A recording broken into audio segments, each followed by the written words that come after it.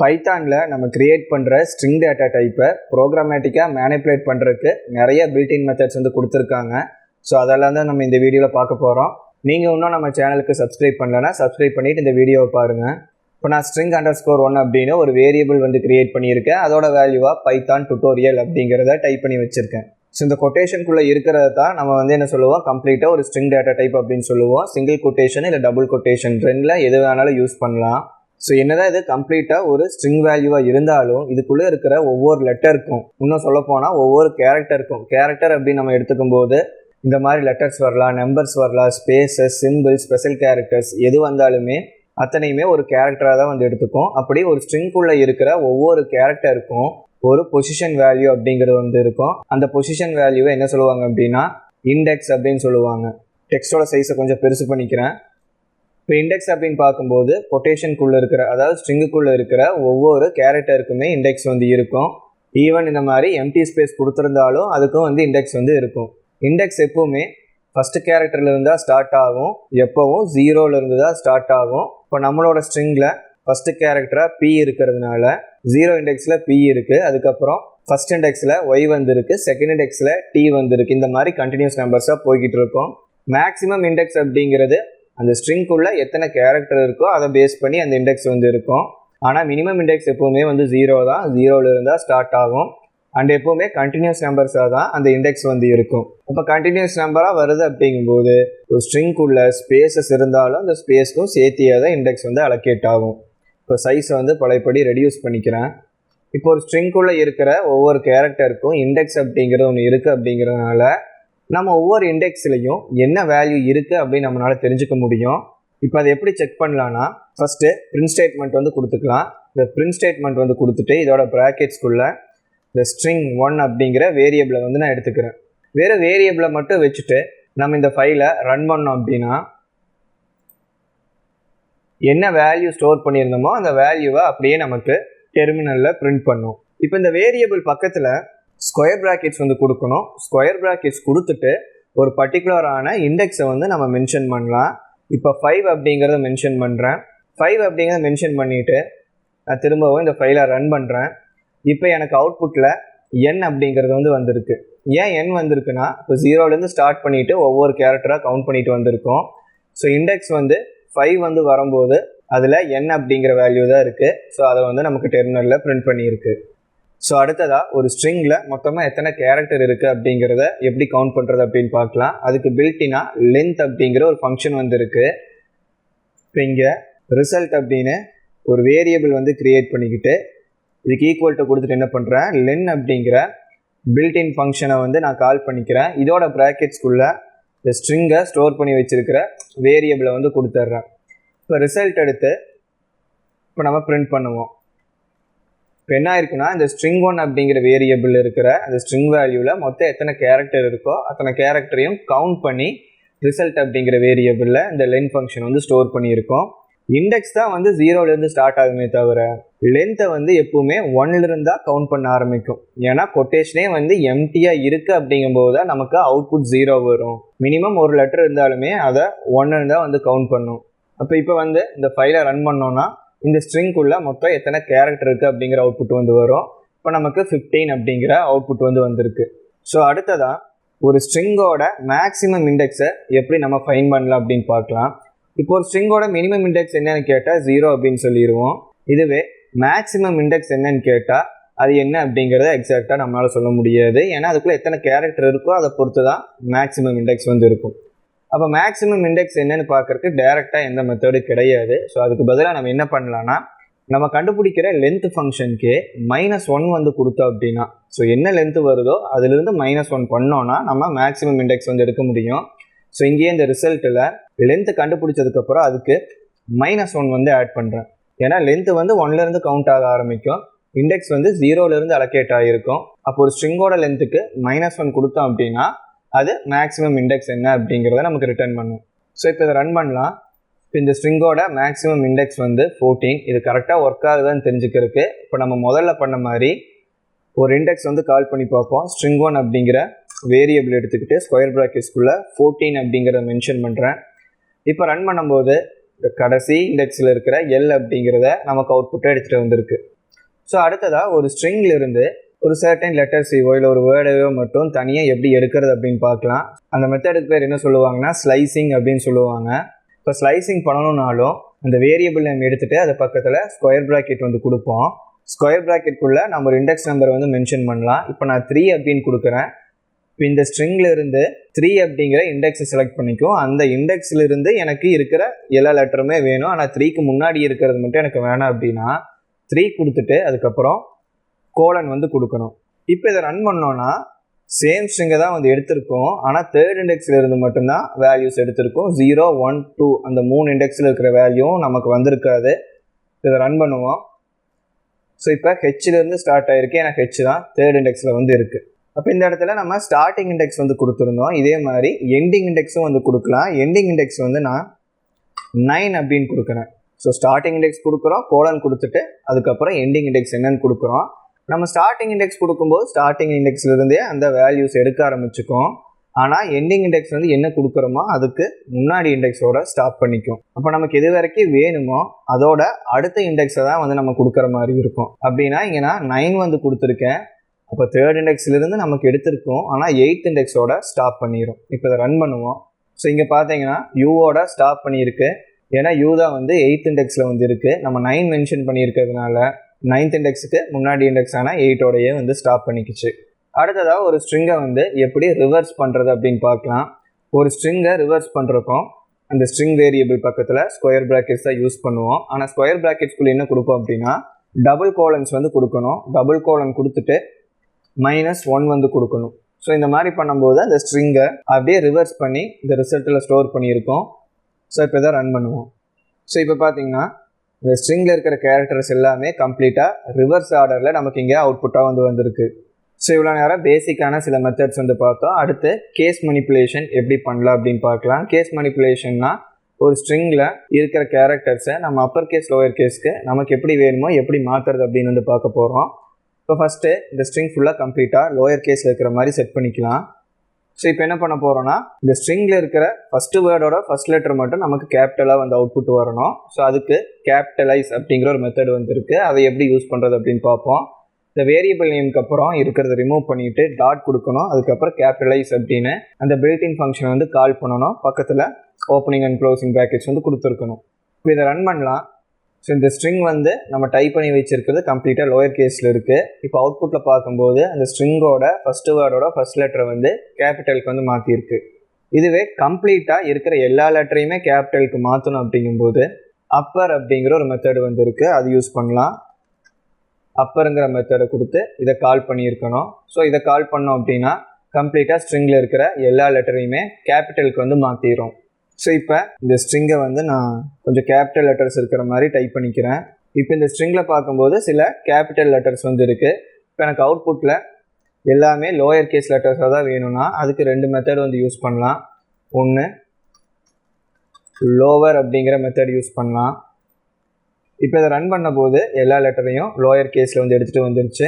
இதே மாதிரி case fold அப்படிங்கிற ஒரு மெத்தட் வந்து இருக்குது. Case fold. இந்த கேஸ் ஃபோல்டு கொடுத்தாலும் எல்லா லெட்டரையும் கம்ப்ளீட்டாக லோயர் கேஸ்க்கு வந்து மாற்றிடும். ஸோ இப்போ இதுவுமே வந்து அவுட்புட்டில் எல்லா லெட்டரையும் லோயர் கேஸ்க்கு வந்து மாற்றிருக்கு. ஸோ அடுத்ததாக என்ன பண்ணுறோன்னா ஒரு ஸ்ட்ரிங்கை கம்ப்ளீட்டாக டைட்டில் கேஸ்க்காக மாற்றுறோம். ஸோ டைட்டில் கேஸ்னால் என்னென்னா ஒரு ஸ்ட்ரிங்குள்ளே எவ்வளோ வேர்ட்ஸ் வேணால் இருக்கலாம், எல்லா வேர்டோட ஃபஸ்ட் லெட்டரையும் கேபிட்டலுக்கு மாற்றும். இப்போ நம்ம ப்ரீவியஸாக கேபிட்டலைஸ் அப்படிங்கிற ஃபங்க்ஷன் பார்த்தபோது அது ஒரு ஸ்ட்ரிங்கோட ஃபஸ்ட் லெட்டரை மட்டும்தான் கேபிட்டல் வந்து பண்ணியிருந்தது. ஆனால் டைட்டில் யூஸ் பண்ணுறோம் அப்படிங்கும்போது அந்த ஸ்ட்ரிங்குள்ளே இருக்கிற எல்லா வேர்டோட ஃபஸ்ட் லெட்டரையும் கேபிட்டல் வந்து பண்ணோம். ஸோ டைட்டில் அப்படிங்கிற பில்டின் ஃபங்க்ஷன் வந்து கால் பண்ணிக்குவோம். இப்போ இதை ரன் பண்ணலாம். ஸோ இங்கே பார்க்கும்போது 2 வேர்டுக்குமே இருக்கிற ஃபஸ்ட் லெட்டரை வந்து கேபிட்டல் வந்து பண்ணியிருக்கு. ஸோ கேஸ் மனிப்புலேஷனில் கடைசியாக நம்ம பார்க்குறது பார்த்திங்கன்னா ஸ்வாப் கேஸ்.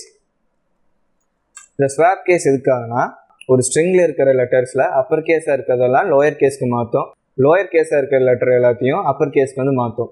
இப்போ இதை ரன் பண்ணுவோம். ஸோ நம்ம இந்த ஸ்ட்ரிங்கை டைப் பண்ண போது இதில் இருக்கிற பியும் ஓவும் எண்ணும் இது மட்டும் கேபிட்டல் இருந்தது, மற்றது எல்லாமே ஸ்மாலில் வந்து வச்சுருக்கோம்.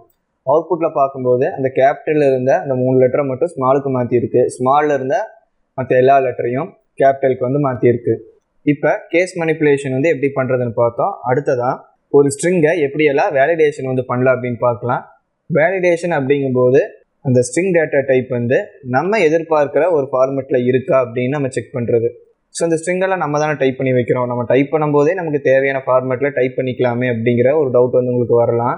ஸோ ரியல் டைம் அப்ளிகேஷன் அப்படிங்கும்போது யூசர்கிட்ட இருந்து நிறையா டேட்டா வாங்குவோம் நம்ம அப்ளிகேஷன் மூலிமா. அப்போ அவங்க என்டர் பண்ணுற டேட்டா வந்து நமக்கு தேவையான ஒரு ஃபார்மெட்டில் இருந்தால் மட்டும்தான் அதை வச்சு நம்ம என்ன ப்ராசஸ் பண்ணணும்னு நினைக்கிறோமோ அதை வந்து பண்ண முடியும். ஸோ அப்படி இருக்கும்போது இப்போ யூசர்கிட்ட இருந்து நம்ம இன்புட் வாங்கும்போதே நமக்கு ஏற்ற ஃபார்மெட்டில் அவங்க என்டர் பண்ணுறாங்களா அப்படின்னு வந்து செக் பண்ணுவோம். செக் பண்ணிவிட்டு அவங்க தப்பாக என்டர் பண்ணுறாங்கன்னா அவங்க டைப் பண்ணி முடிக்கும் போதே வந்து என்ன பண்ணுவோம், ஒரு எரர் மெசேஜ் காமிச்சு இந்த ஃபார்மெட்டில் அந்த டேட்டா வந்து என்டர் பண்ணுங்க அப்படின்னு சொல்லலாம். ஸோ இன்புட் ஃபீல்டு கொடுத்து எரர் மெசேஜ் அவங்களுக்கு காட்டணும் அப்படிங்கும்போது ப்ராப்பரான யூஐ சிஸ்டமோட வேணும், அதாவது ஃப்ரண்ட் எண்ட் அப்படிங்கிறது நமக்கு தேவைப்படும். ஸோ இப்போ வந்து கோட் மூலிமா நம்ம வேலிடேஷன் பண்ணி ஜஸ்ட் அவுட்புட் மட்டும் எப்படி ஜென்ரேட் பண்ணுறது அப்படின்னு பார்ப்போம். ஃபஸ்ட்டாக பார்க்குற மெத்தட் வந்து ஸ்டார்ட்ஸ் வித் அப்படிங்கிற ஒரு மெத்தட். இந்த ஸ்டார்ட்ஸ் வித் எதுக்கு அப்படின்னா, ஒரு ஸ்ட்ரிங்கு இந்த பர்டிகுலர் லெட்டரை வச்சோ இல்லை வேர்டை வச்சோ ஸ்டார்ட் ஆகிருக்கா அப்படின்னு வந்து நம்ம செக் பண்ணுறதுக்கு. ஸோ ஸ்டார்ட்ஸ் வித் அப்படிங்கிறத டைப் பண்ணிக்கிறேன். டைப் பண்ணிவிட்டு ப்ராக்கெட்குள்ளே கொட்டேஷன் கொடுத்துட்டு PYT அப்படின்னு கொடுக்குறேன். கேஸ்லேருந்து எக்ஸாக்டாக மேட்ச் ஆகிருக்கணும். ஸோ அப்போ தான் வந்து நமக்கு அந்த ரிசல்ட் கரெக்டாக வரும். ஸோ நம்ம டெஸ்ட் பண்ணுற ஸ்ட்ரிங்கு இங்கே நம்ம கொடுக்குற அந்த லெட்டர்ஸ் கூட கரெக்டாக மேட்ச் ஆச்சு, கேஸ்லேருந்து எல்லாமே மேட்ச் ஆச்சு அப்படின்னா ட்ரூங்கிற ரிசல்ட் வந்து நமக்கு தரும். ஸோ கரெக்டாக இருக்கிறதுனால இப்போ நமக்கு ட்ரூ அப்படிங்கிற ரிசல்ட் வந்து தருது. இந்த இடத்துல நான் வெறும் T மட்டும் கொடுக்குறேன். T கூட வேறு ஏதாவது லெட்டர்ஸ் கூட ஆட் பண்ணிக்கலாம். இப்போ R வந்து கொடுக்கலாம். ஒரு லெட்டர் வச்சு ஸ்டார்ட் பண்ணலாம், இல்லை ஒரு வேர்டாக ஒரு சீரியஸ் ஆஃப் லெட்டர்ஸாக கூட நம்ம கொடுத்து டெஸ்ட் பண்ணலாம். இப்போ இந்த ஸ்ட்ரிங் வந்து TR அப்படிங்கிற ஒரு லெட்டர் காம்பினேஷனோட ஸ்டார்ட் ஆகலை. ஸோ அதனால் இப்போ ரன் பண்ணும்போது நமக்கு ஃபால்ஸ் அப்படிங்கிற அவுட்புட் வந்து வரும். ஏன் இந்த வேலிடேஷன் மெத்தட்ஸை பார்க்கும்போது ட்ரூ ஆர் ஃபால்ஸ் அப்படின்னு பூலியன்ஸ் அவுட்புட்டாக வருதுன்னா, ஏன்னா நம்ம வந்து அந்த ஸ்ட்ரிங் வந்து ஒரு பர்டிகுலர் கண்டிஷனை மீட் பண்ணுதா, சாட்டிஸ்ஃபை பண்ணுதா அப்படின்னு தான் நம்ம வந்து டெஸ்ட் பண்ணுறோம். ஸோ சாட்டிஸ்ஃபை பண்ணுது அப்படிங்கும்போது ட்ரூங்கிற ரிசல்ட்டும், சாட்டிஸ்ஃபை பண்ணலைன்னா ஃபால்ஸுங்கிற ரிசல்ட்டும் ஜென்ரேட் ஆகும். ஸோ எப்பவுமே 2 பாசிபிலிட்டி தான், ஒன்று அது கரெக்டாக இருக்கும் இல்லை தப்பாக இருக்கும். ஸோ அதனால தான் இது வந்து எல்லாமே பூலியன்ஸை வந்து நமக்கு ரிட்டர்ன் பண்ணுது. எப்படி நம்ம ஸ்டார்ட்ஸ் வித் அப்படிங்கிறத ஒன்று வச்சு செக் பண்ணமோ அதே மாதிரி எண்ட்ஸ் வித் அப்படிங்கிற ஒரு மெத்தடு வந்து இருக்குது. அதாவது ஒரு ஸ்ட்ரிங் வந்து கரெக்டாக இந்த வேர்டையோ இல்லை இந்த லெட்டரையோ இல்லை இந்த ஒரு காம்பினேஷன் ஆஃப் லெட்டர்ஸில் எண்ட் ஆகுதா அப்படிங்கிறத நம்ம செக் பண்ண முடியும். ஸ்டார்ட் வித்தை ரிமூவ் பண்ணிவிட்டு எண்ட்ஸ் வித் அப்படிங்கிறத கொடுக்குறேன். எண்ட்ஸ் வித் கொடுத்துட்டு இங்கே AL அப்படிங்கிறது கொடுக்குறேன். ஸோ இந்த ஸ்ட்ரிங்கும் AL அப்படிங்கிற ஒரு லெட்டர் காம்பினேஷனில் தான் வந்து எண்டு வந்து ஆகுது. இதை ரன் பண்ணும்போது நமக்கு ட்ரூங்கிற ரிசல்ட் வந்து வரும். இதுக்கு பதிலாக இந்த இடத்துல ஆல் அப்படின்னு கொடுக்கலாம்.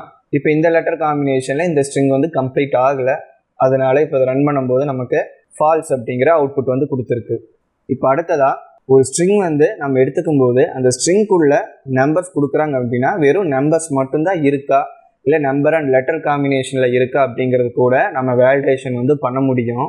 இப்போ ஒரு ஸ்ட்ரிங் எடுத்துக்கிறோம், அந்த ஸ்ட்ரிங்கில் வெறும் லெட்டர் மட்டும்தான் இருக்கா, அதாவது ஆல்ஃபபெட்ஸ் மட்டும்தான் இருக்கா அப்படின்னு செக் பண்ணுறதுக்கு ஈஸ் ஆல்ஃபா அப்படிங்கிற ஒரு மெத்தட் வந்து இருக்குது. இந்த மெத்தட் கொடுக்கும்போது ப்ராக்கெட்ஸில் எதுவும் கொடுத்துடக்கூடாது, எம்டி ப்ராக்கெட்ஸ் தான் வந்து இருக்கணும். இப்போ இதை ரன் பண்ணலாம். இந்த ஸ்ட்ரிங்குள்ளே லெட்டர்ஸ் மட்டும் இல்லாமல் ஒரு எம்டி ஸ்பேஸ் இருக்கிறதுனால நமக்கு அவுட்புட் வந்து ஃபால்ஸ் அப்படிங்கிறது வந்து வந்திருக்கு. இதுவே இந்த டுட்டோரியலை ரிமூவ் பண்ணிவிட்டு இந்த ஸ்பேஸை ரிமூவ் பண்ணிடுவோம். இப்போ பியூராக ஆல்ஃபபெட்ஸ் மட்டும்தான் இருக்குது. இப்போ ரன் பண்ணும்போது நமக்கு ட்ரூ அப்படிங்கிற ரிசல்ட் வந்து கிடைக்கும். ஸோ அடுத்து என்ன பார்க்க போகிறோம்னா, ஒரு ஸ்ட்ரிங்குள்ளே வெறும் லெட்டர் நம்பர் மட்டும்தான் இருக்கணும், வேறு எந்த கேரக்டரும் வந்திருக்கக்கூடாது. அப்படிங்கும்போது அதை எப்படி செக் பண்ணுறது அப்படின்னு பார்க்கலாம். இதுக்கு ஈஸ் ஆல் நம் அப்படிங்கிற பில்ட்இன் ஃபங்க்ஷனை வந்து யூஸ் பண்ணணும். இப்போ இதை நான் ரன் பண்ணுறேன். ஸ்ட்ரிங்ஸ் இருக்குது, அதனால நமக்கு ட்ரூ அப்படிங்கிற அவுட்புட் வந்து வருது. இதே ஸ்ட்ரிங்குக்கு பதிலாக பியூராக நம்பர்ஸை மட்டும் ஆட் பண்ணுவோம்.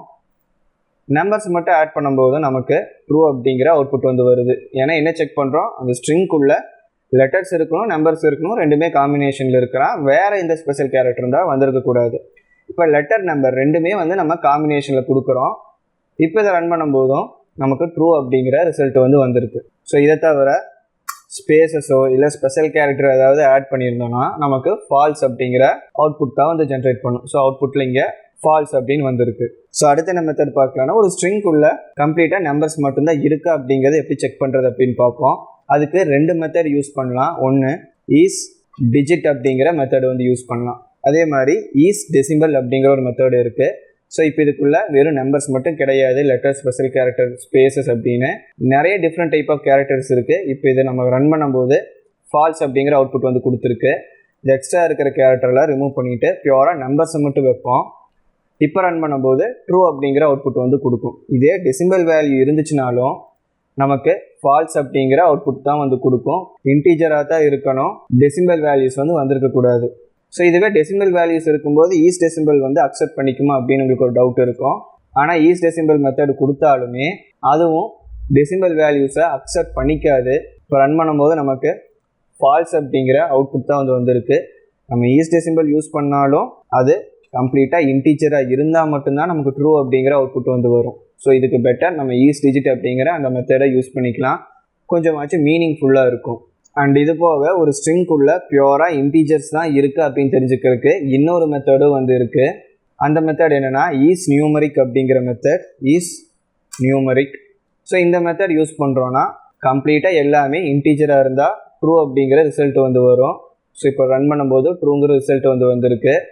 ஒருவேளை டெசிமல் வேல்யூஸ் இருந்துச்சு அப்படின்னா நமக்கு ஃபால்ஸ் அப்படிங்கிற ரிசல்ட் வந்து கொடுக்கும். ஸோ டெசிமல் வேல்யூஸ் இருக்கா அப்படின்னு தெரிஞ்சுக்கிறதுக்கு எக்ஸாக்டாக மெத்தட் வந்து கிடையாது, இன்டீஜராக இருக்கா அப்படின்னு தெரிஞ்சுக்கிறதுக்கு தான் சில மெத்தட்ஸ் வந்து இருக்குது. ஸோ அடுத்து என்ன வேலிடேஷன் வந்து நம்ம பார்க்க போகிறோன்னா, ஒரு ஸ்ட்ரிங் வந்து கம்ப்ளீட்டாக லோயர் கேஸில் இருக்கா அப்படிங்கிறது செக் பண்ணலாம். ஸோ லோயர் கேஸ்க்கு மாற்றுறதுக்கு லோயர் அப்படிங்கிற பில்டின் ஃபங்க்ஷன் யூஸ் பண்ணோம். லோயர் கேஸில் இருக்கான்னு தெரிஞ்சுக்கிறதுக்கு ஈஸ் லோவர் அப்படிங்கிற பில்டின் ஃபங்க்ஷன் வந்து யூஸ் பண்ணணும். இப்போ ரன் பண்ணும்போது நமக்கு ஃபால்ஸ் அப்படிங்கிற அவுட்புட் வந்து வந்திருக்கு. ஏன்னா இந்த ஸ்ட்ரிங்குள்ள பியூராக நம்பர்ஸ் தான் இருக்குது. ஸோ நம்பர்ஸுக்கு அப்பர் கேஸும் கிடையாது, லோயர் கேஸும் கிடையாது. இப்போ ஒரு ஸ்ட்ரிங் வந்து க்ரியேட் பண்ணிக்கலாம். பைத்தான்னு கொடுக்குறேன். இப்போ எல்லாமே லோயர் கேஸில் இருக்குது. இப்போ நம்ம ரன் பண்ணும்போது ட்ரூங்கிற ரிசல்ட்டை வந்து கொடுத்துருக்கு. இதே மினிமம் ஒரு லெட்டரை நம்ம கேபிட்டலில் மாற்றிட்டோன்னா கூட நமக்கு ஃபால்ஸ் அப்படிங்கிற ரிசல்ட்டை தான் வந்து ஜென்ரேட் பண்ணும். ஸோ இதே மாதிரி ஒரு ஸ்ட்ரிங் வந்து கம்ப்ளீட்டாக அப்பர் கேஸில் தான் இருக்குது அப்படின்னு தெரிஞ்சுக்கிறதுக்கு நம்ம ஈஸ் அப்பர் அப்படிங்கிற மெத்தட் வந்து கொடுக்கணும். ஸோ ஈஸ் அப்பர் இந்த மெத்தட் வந்து எடுத்துக்கிட்டோம். இப்போ ரன் பண்ணும்போது ஒரு லெட்டர் மட்டும் தான் கேபிட்டலில் இருக்குது, மற்றதெல்லாம் ஸ்மாலில் இருக்கிறதுனால ஃபால்ஸ் அப்படிங்கிற ரிசல்ட்டை வந்து கொடுத்துருக்கு. இதே கம்ப்ளீட்டாக கேபிட்டலுக்கு வந்து மாற்றிக்குவோம்.